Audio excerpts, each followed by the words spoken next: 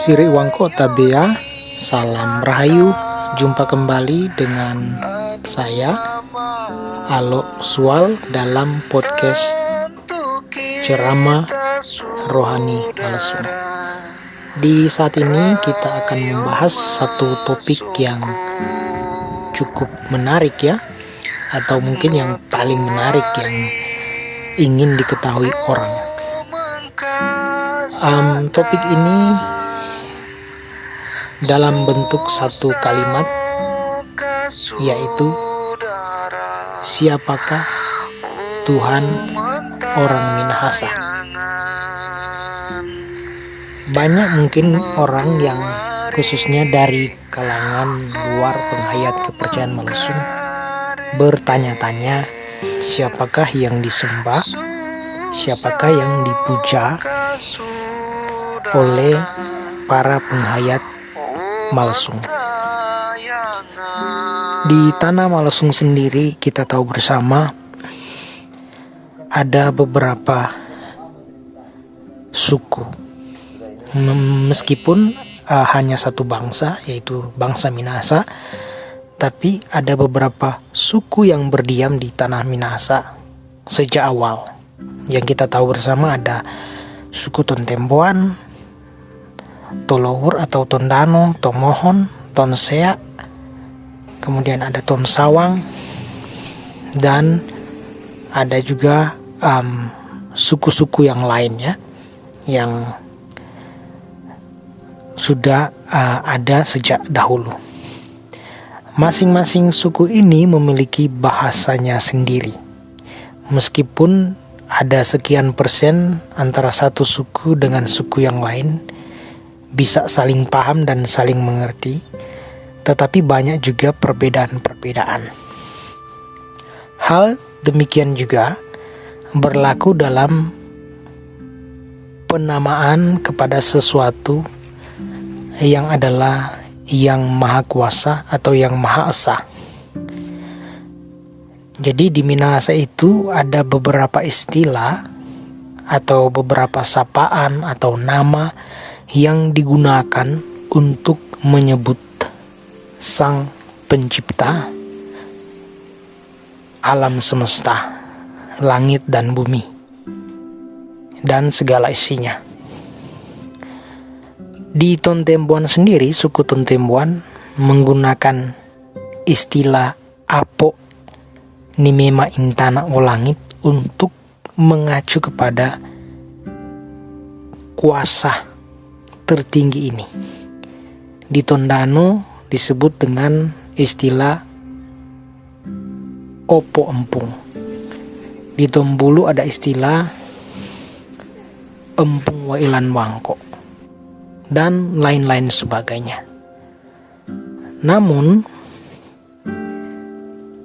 kuasa tertinggi ini dipahami oleh orang Minahasa sebagai yang Manemonembo atau yang maha melihat, dan juga dipahami sebagai Manalinga yang selalu mendengarkan keluhan doa dari para umat. Kemudian Renga-rengan atau yang senantiasa berada di mana-mana. Jadi yang maha kuasa itu adalah sesuatu yang dirasa oleh umat Malesung sebagai yang mengendalikan seluruh unsur kehidupan. Namun istilah-istilah yang dipakai tadi itu sebenarnya istilah-istilah yang juga digunakan untuk menyebut para leluhur mereka atau orang-orang tua mereka. Jadi ada istilah Apo, Opo, Empung. Istilah-istilah itu digunakan atau dipakai karena yang maha kuasa ini juga dipercaya berlaku seperti orang tua yang mengasihi, yang menjaga, yang melindungi, yang menasihati, yang menegur, bahkan yang mendisiplinkan umat manusia. Jadi leluhur orang Minahasa dan Tuhan memiliki konsep yang sama. Jadi orang Minahasa memahami bahwa Tuhan itu seperti orang tua yang harus dihormati karena dia begitu dekat dengan kehidupan orang Minahasa. Inilah yang kadang-kadang disalahpahami oleh umat non-Malsung. Jadi mereka menganggap bahwa umat Malsung itu menyembah leluhur, menyembah roh-roh leluhur, roh-roh orang mati. Padahal orang Minahasa itu meyakini suatu kuasa tertinggi.